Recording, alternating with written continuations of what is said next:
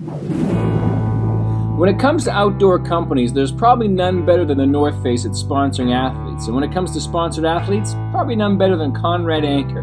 Here's a guy who spent 27 years on the North Face athlete team, guiding the things that they make and how they make them.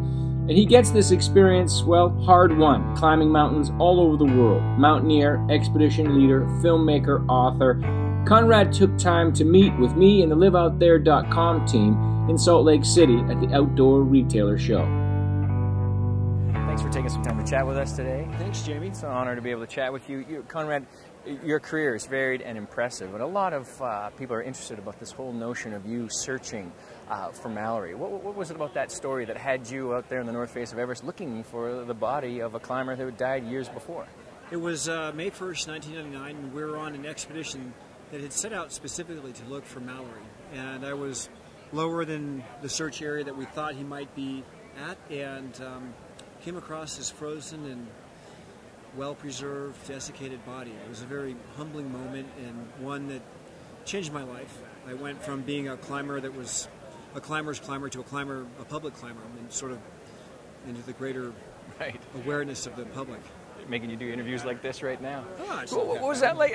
Well, thanks. You know, you've growing up reading climbing books and knowing of the story of Mallory and Irving and the pioneers in the early 20s and there on that mountain at that time, and then actually coming across this historic figure. Yeah. You said it was quite sobering. How so? What was that moment like when you realized, oh my goodness, there he is?